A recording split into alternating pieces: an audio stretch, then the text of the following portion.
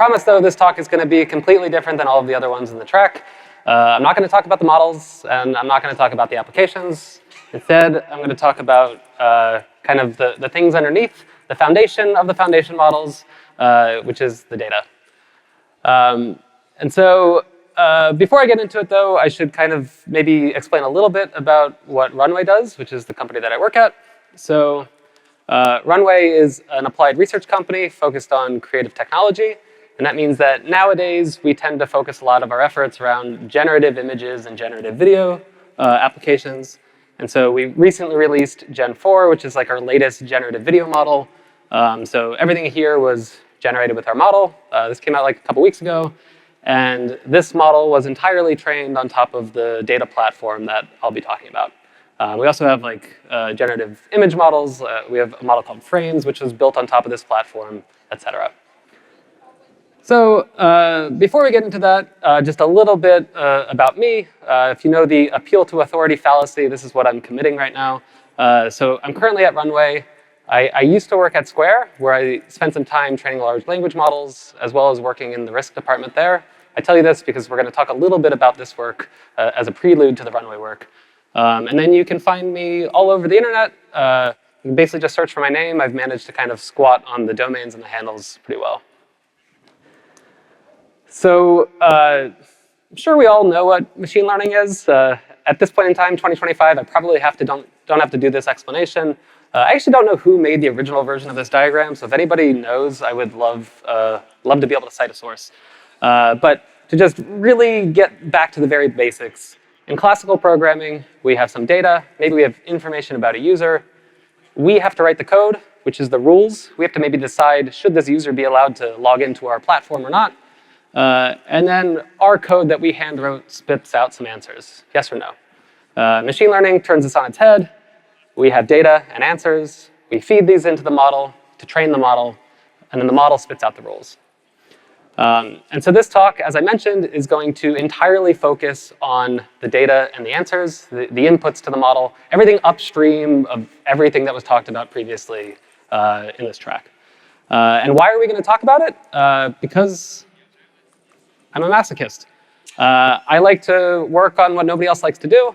There's kind of this famous paper from Google a couple years ago where they talked about how everybody wants to do the fun modeling work. They want to futz around with architectures. They want to watch the loss curve go down and things like that. And nobody really wants to do the data work.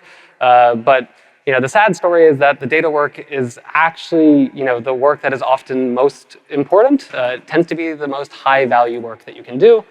And so that's what I end up doing. And one of the reasons that I like to work on this is that if I can build systems that kind of lower the barrier to doing the data work, then people are more likely to do the data work. And so that's what we'll discuss here. But we're going to take a step a little bit back. So we're going to travel back 5 years. And I'm going to kind of cover like the last 5 years for me of building out these sort of data foundations for training machine learning models. And we're going to cover kind of 3 different systems. The first 2 are going to be from my time at Square. And so when I joined Square in 2020, I worked on fraud detection, which is kind of the canonical example of machine learning. Like fraud and spam are very old applications of machine learning. And as a result of being an old application, they tend to have like pretty well-defined systems and structures in place. And so in order to train fraud models when I was at Square, we had these very nice systems. And I like to call our setup for wrangling our data the divine join. So we had data, nice, clean, structured data, and it just wanted to touch the answers and be joined with it. And this is what we did.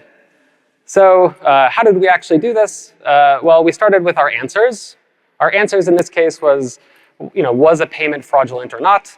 We had a whole bunch of data in Snowflake, and so we could just write a big query and query for a bunch of information about payments and pull down an answer or a label around whether or not that payment was fraudulent. And so you can imagine that kind of each row in our data set is just a label from Snowflake. The data that we had was features. So we actually had a homegrown feature store. I feel like I actually haven't heard the term feature store at all at this conference, which is crazy because it was a very common term a couple years ago. We had our own homegrown store. We also used this third-party Tecton at the time. And the idea behind the feature store was that we have a whole bunch of calculations that we need to pre-calculate. So oftentimes, the feature store is responsible for kind of doing streaming aggregations. So imagine very gnarly queries like, how many times has a credit card been declined from this IP address in the last 2 minutes? And so all of this gets pre-calculated, but it ends up being very nice structured data. It's also small data. It's just like floats, integers, things like that. And we can kind of join this in a divine manner back to our answers. And so how did this actually happen? How did we do this in practice? Well, life was easy back then. You just spin up one big machine. You run a Snowflake query from that machine, and you pull all of your answers into memory. We could run a data flow job in order to calculate all of these features from our feature store, and we could just dump a bunch of Parquet files onto cloud storage. I think we were using GCS at the time. And so we have our big machine, we load our labels up into memory, and then all we do is we just download the Parquet files, we load them into memory, and we just join them. And so we have a big machine, a big matrix, life is easy. I then switched teams, just by happenstance, happened to switch teams in 2021 to a team that was training language models at the time. In hindsight, it seems like I had great foresight, but it's just totally random. And so I switched from machine learning to the sparkly world of AI. And unfortunately, the world of AI is not so clean as the world of structured data. I think we've been talking a lot about unstructured data at this conference, talking a lot about how AI can help us wrangle it, and it needs to be wrangled. And so I call our process for handling this text that we did at Square the corpus dump. Not quite holy. So what was the data that we were dealing with? We were training language models off of conversations that occurred between businesses and their customers. So we wanted to be able to suggest responses for businesses to send back to customer inquiries. So customer asks a question, we can suggest a response. And the way that language models work is that our data is the same thing as our answers. Language models are just trained to predict the next token in a sequence. And so this is all one and the same. And again, life was pretty easy. We had a whole bunch of messages in Snowflake, and we could write just a big query in order to kind of construct a bunch of conversations. And we would do this. So we'd write a big query. We would dump out the results of this Snowflake query. We just did new line delimited JSON. It was easy. We didn't have to worry about compression too much. We'd just dump out a bunch of these files onto GCS. And then we'd spin up a big machine, yet again. Now the machine was a little bigger because started working with GPUs and started working with multiple GPUs. So at the time, we had a machine with 8 A100 GPUs. And then among those GPUs, we actually have a whole bunch of different Python processes that are running. I've drawn 4 per GPU here because I got bored.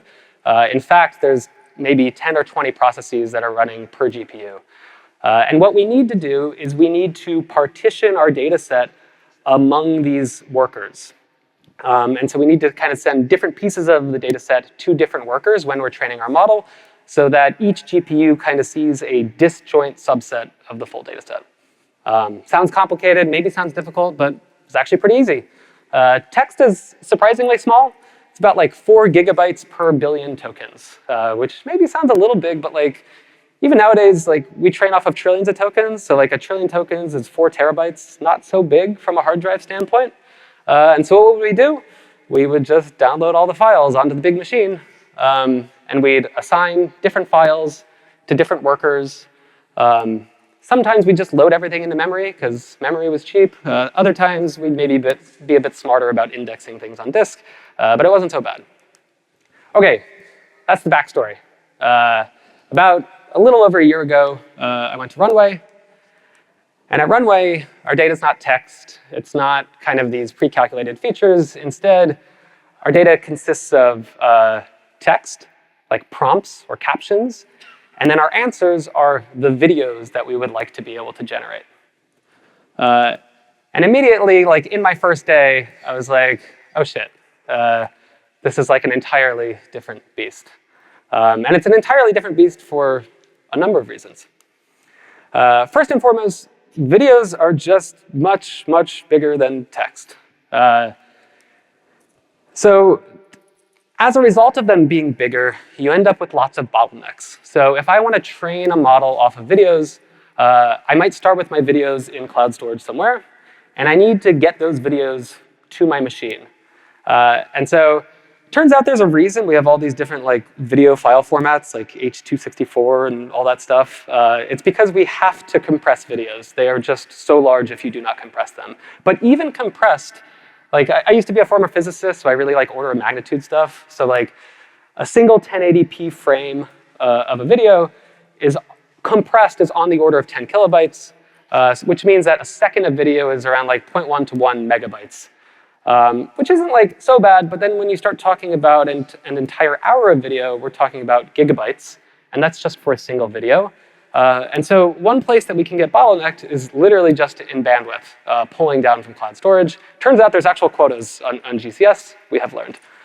The next thing is that after your data's on your machine, you now need to decode it. You need to turn that compressed video into like a matrix or a tensor, as the researchers call them nowadays.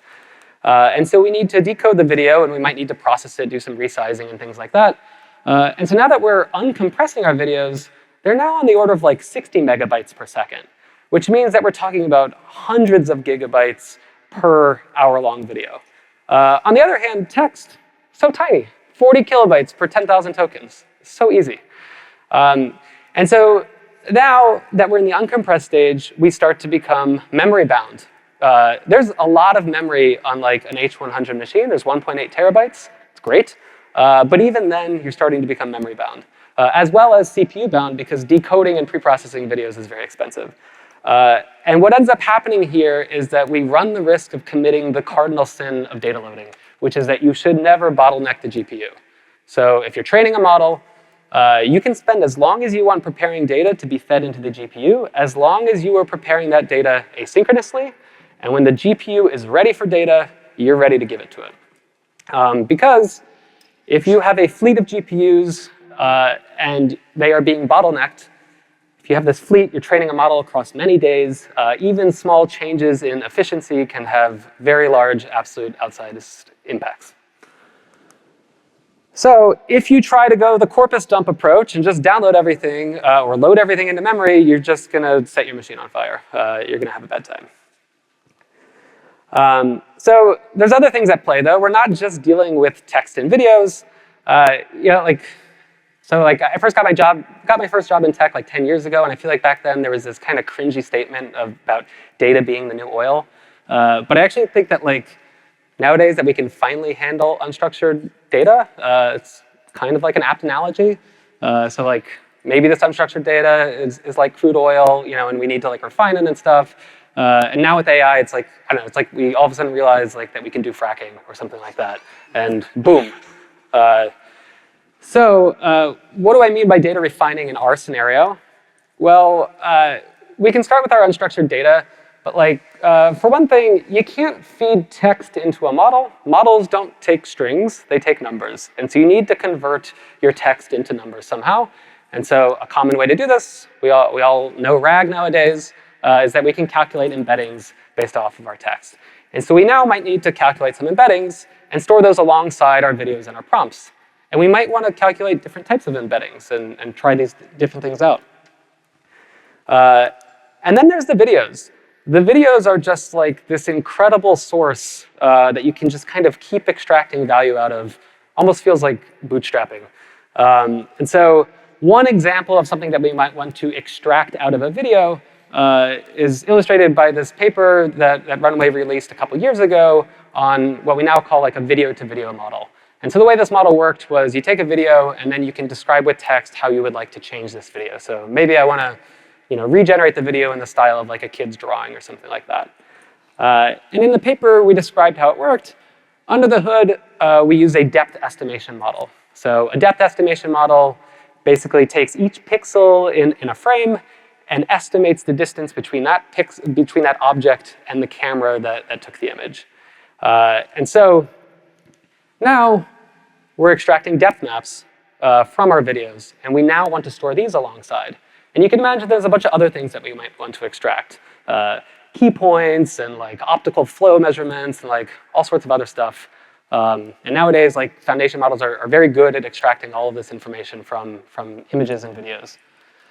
And then beyond that, we have all of the old regular data that we still care about. So like metadata, we could call it. So what's the resolution of our video? What are the frames per second? The duration? There might be even other scalars that we're calculating, kind of measures of the aesthetics of the videos and other sorts of things that we might want to use for cleaning and searching over our data. But then that's talking about adding columns to our data set. The rows are not fixed either. And so typically at the beginning, we have a large pool of videos and images, which we might need to clean. So we might need to calculate a bunch of stuff that can allow us to then reduce the size of our data set. And then depending on the stage that we're training at, nowadays we talk about pre-training and post-training and things like that, we might need to filter down to smaller and smaller subsets of our data. And so, yeah. So if we put on our good engineering hats and we ask, what are the requirements for the problem before we jump into an implementation, we can look at what we have. So I think I've already beaten this to death that we need to handle massive unstructured data. We also need to handle structured data, like the metadata that we talked about. The database people would call item number 3 schema evolution, I think.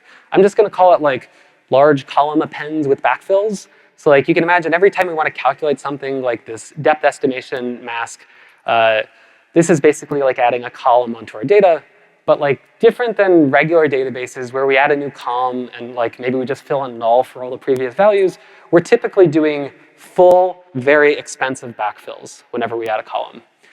And then item number 4 kind of wraps a couple things up, and it's a bit nuanced, but we need to be able to dynamically partition our data. And so what I mean by that is that we need to be able to filter our data where we're talking about different stages of training. Maybe we want to try out training off of different slices of our data.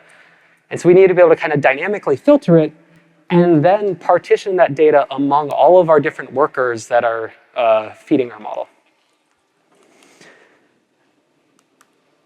And so if we were just doing this once, if we were, I don't know, a grad student, we're just going to wrangle this data set, write a paper, and then never touch this code or data again, then I don't think we really need a system for this. I would personally shove everything into cloud storage and then maintain a giant CSV or Parquet file that just has pointers to everything, and it'd be fine.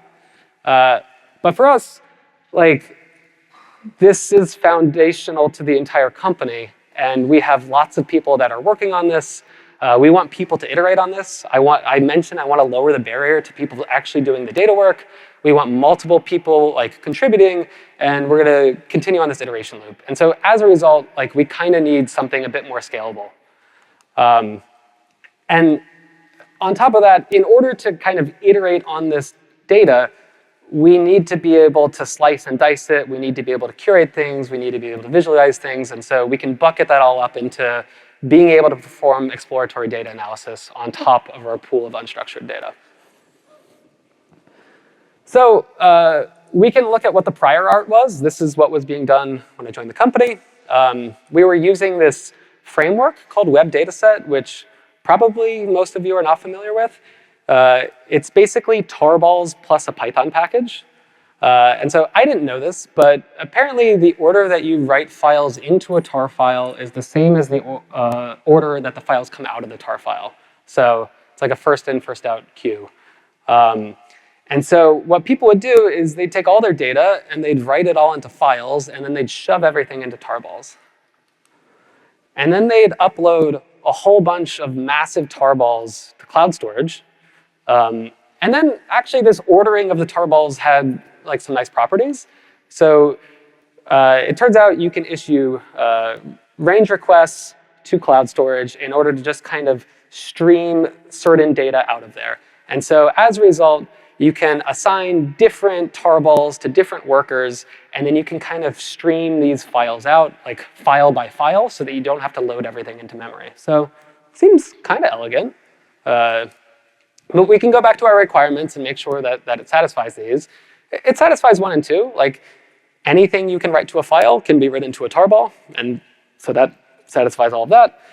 But it's really hard to add a new column to your data. So if I calculate a depth estimation mask, I have to rebuild every single tarball. And I don't think I need to remind people here why we have columnar data warehouses. And so the way to think about this is like, oh, every time I want to calculate a feature, I have to rebuild my entire database. Not great. Dynamic partitioning across workers kind of works. You can kind of read the files in and then throw away files dynamically on the fly if they don't satisfy your filter. But it still means you have to, it's like having to read the entire table and every single column in a table, no matter what you're querying, which isn't great. And then, exploratory data analysis is just totally dead in the water. Like, these are very opaque files that are, you can't write a SQL query against them. And so what do we need? We need something that's very object storage native. I don't think tarballs are. I don't know if object storage was created when they were created, before my time. We need something that's columnar. We need to be able to handle heterogeneous types. And then this is a bit nuanced, but to support that dynamic partitioning I was talking about, we need fast random access. So we need to be able to very quickly grab specific rows of our data set. And so sometimes something like Parquet with row groups doesn't work as well. So fine, I've done a lot of motivation. And so let's see what we did. So what we ended up landing on like a little over a year ago was using LanceDB or the Lance file format. Some of you may be familiar, some of you might not. So for those of you who are not, or for those of you who want to know why we used it, LanceDB is kind of like a file in a table format, is at least how I think about it. A little bit like Parquet and Iceberg, but it has a number of kind of unique aspects to it that are particularly useful for us. So firstly, we can append new columns to our data set without rewriting the data. So we don't have to rewrite all of our partitions. We can just tack these new columns on. We have very fast random access. That's kind of like originally like one of the big motivations for why Lance was built. There's very nice multimodal support. You can kind of store whatever you want in this file format. You can even kind of bring your own encoders and decoders. And then there's a whole bunch of other bells and whistles that we didn't even know about when we started using it. You can version your data. You have a nice arrow integration. You have vector search and full text search and all this other stuff. So we can go back to our requirements and we can see whether these are satisfied. I think I've already answered why 1, 2, and 3 are satisfied. We can look at item number 4. And so we can think of our Lance table as kind of just one big table that sits in cloud storage. Nowadays, I don't just have one big machine. I have many. I can only fit 3 on here. There's more. And so if we want to partition our data, we can actually just write arbitrary SQL queries against this table. Imagine I want to find every video that's like more than 1080p or at least 1080p resolution.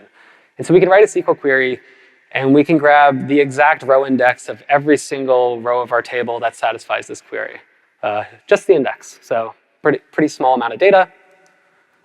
We can then assign different indices to different workers on different machines.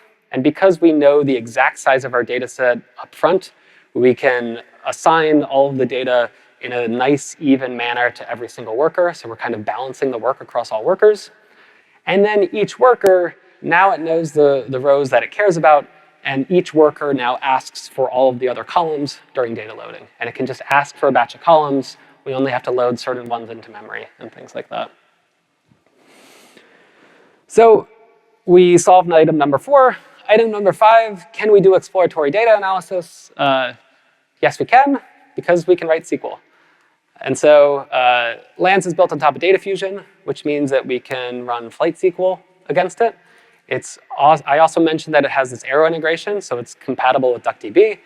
And I cannot tell you how nice it was to finally get this data into a database of sorts and be able to run some just descriptive statistics to be able to see what the hell was going on in there this entire time. And now we can do it. So it turns out software engineers build databases for a reason. Turns out they're really useful. And I have never regretted putting my data into a database. It's become harder over the years to try to do this, given the problems that I've been working on. But it is just so nice after you do this. And I just kind of want to gloat in this moment for a little bit. So one of the reasons it's so nice, is that you can write SQL. So this is like a very unfair comparison of star counts for Spark versus DuckDB, but I think that there's a reason that DuckDB has taken off, because like if I just want to run some analysis, some light transformations, even like some gnarly SQL queries, it is so nice to just be able to run that with something like DuckDB rather than having to submit a Spark job. And now I can do that.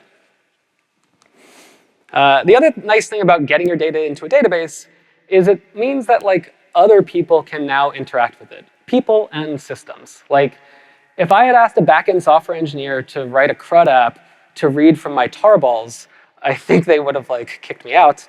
But now I can ask for a CRUD app that reads from my database of unstructured data. And so we actually have built a very nice internal app where we can write SQL queries. It's like go into the browser, run some SQL queries against your data, and then visualize the results. So we can stream videos in the browser, we can see images, all sorts of other media. And the only way that we could do this is if I could have other people be able to build on top of something more familiar to them. Once you have your data, some data in the database, you start to want to put all data into that database. And so we have our training data, and we might use that for training jobs. But then it might sound funny to hear, but it's sometimes hard to know what data your model has trained off of. It's especially difficult to know like the exact format of the data before it was input into the model. There's like a lot of randomization that occurs during training. But we can actually spit off events during our training jobs that contains information about the data that is being fed into the model. We can spit off those events and then store the data back in the exact same database where our training data is. And so we can track things like which exact image did the model see, but also like what was the format of things. And that ends up allowing us to debug our training pipelines quite nicely. It's not just training though. We can take our training data, we can train a model, and now we can use our model to generate new data. So we can generate images and videos with our models. And we can store those generations in the exact same place. We can then run evals against those generations. We can run automated evals, we can run manual evals, and then we can store those evals in the exact same place. And now that we have generations and evals all in the same place, we can start to feed those back into the training data. So maybe we can use that information to improve our training data. Maybe we can create synthetic data that starts to improve our model. And so what do we end up with? Just this beautiful flywheel that spins off money. I'm fun employed, we're good to go, right? Yeah, not quite. I'm still here. So wasn't quite that easy. So I'd like to close with a number of lessons that we learned along the way. So one of the lessons that we learned along the way was that we needed to kind of like get our head out of Parquet land and into like, Lance land or like new data format land. And so I kind of glossed over this a little bit at the beginning, but similar to like an iceberg table, Lance is actually composed of multiple different fragments, which you can kind of think of like a Parquet partition or shard. And so initially, we were kind of thinking of everything in terms of shards or partitions. And so actually what our training looked like was this, where we have, our Lance table is composed of a bunch of different files. And we were still, had some PTSD from web dataset. And so what we were doing was we were kind of assigning, like virtually assigning these different partitions or fragments to different workers on different machines. But the problem that would happen is that we'd end up running a query, like trying to find all of our high resolution videos, and you end up with an imbalanced number of rows on different machines, and then sometimes a machine might not have any rows, which causes the entire training job to hang. And so instead we had to kind of break out of the partitions, think of this as just a single table again, and so we do what I previously talked about, where we pre-run a query. We pay a large upfront cost, where we are kind of pre-querying for the entire data set, but then we can cache that, and then from everything after that, we kind of enjoy the benefits of having paid that upfront cost. The other thing we've had to kind of learn is like, what should we be storing in Lance, and what should we be storing outside of Lance? And so you can imagine maybe you store a video somewhere else in cloud storage, and you just store a pointer to that video in Lance. Maybe you just store the URI in there. And like most things in our world that we deal with, this is all a trade-off. It's kind of nice to store things in Lance because it means that you can pull down batches of data, which reduces the number of I/O operations that you're issuing against cloud storage. So that ends up being nice. But the problem is that the larger items you store sometimes ends up requiring your fragments or your partitions to be smaller. And now if you have a whole bunch of partitions, you're going to have to issue a whole bunch of I/O operations. And so it's kind of this delicate balance. There's been some innovations to improve it. And so we've had to kind of think carefully about it. And so what we end up doing is the heavy stuff, like videos and depth maps, we store pointers to those. Those are stored outside of Lance. Embeddings and our prompts, those are kind of like medium-sized. Embeddings are maybe a little bit big to store in there. But we get a lot of benefit from storing them in Lance because we can write vector search queries on top of them. And then the small stuff, especially things that we want to either query or filter our data on, like our metadata and stuff, all of that has to stay in Lance. Another question is like, what do we pre-compute and store in Lance versus what do we calculate on the fly during our training job? And so what we have opted for is trying to optimize for doing as much on the fly as possible, so as much flexibility when we're reading the data rather than pre-computing things. And I should note that this is very at odds with like classical ML. Feature stores, the whole like point of the feature stores is to pre-calculate these like complex streams and stuff like that. But for us, we really want to delay these calculations as much as possible. And the reason for that is that it benefits the models to see kind of different versions of the data. People might call this data augmentation. And so a version of data augmentation that you can imagine is changes to the videos. So we might want to crop our videos randomly. We might want to randomly resize our videos. We might want to clip our videos to different lengths and things like that. And so kind of each of these types of things, you have to decide, like, what do you want to be doing on the fly? For us, we've decided that all of our spatial stuff we are doing on the fly. Everything temporal, mostly we're pre-computing. One of the reasons there is that like it just feels very wasteful to pull down an hour-long video so that you can train off of a 10-second subset. And so we end up kind of clipping to some kind of reasonable length. And then lastly, we were again kind of thinking in Parquet world as well as Arrow world, because Lance has this Arrow integration. And so everything in the Arrow world is done in batches, record batches. And so initially when we designed our data loading, we did everything in terms of batches. But when you want to run some like processing on some of your data, it becomes kind of difficult to do that when you're thinking of batches rather than individual rows, especially when the processing is maybe dependent on the individual sample in question. And so very quickly on, we switched from batches to rows. And we built out kind of this nice data loading framework for the researchers, where researchers can kind of define arbitrary processors, where a processor is just a Python function. It takes in a row, it spits out the same row, and they can kind of chain all of these together. And then on the, we can't serve rows into our model. We want to serve batches of rows into the model. And so people can write their own custom batchers where we're doing like a smart job of like packing up rows and things like that. And this ended up kind of allowing the researchers to do whatever they want, such that they are actually playing with the data, trying out different augmentations and stuff like that, which has been helpful. And that's all I have for you. So thank you for listening. And yeah, happy to take any questions.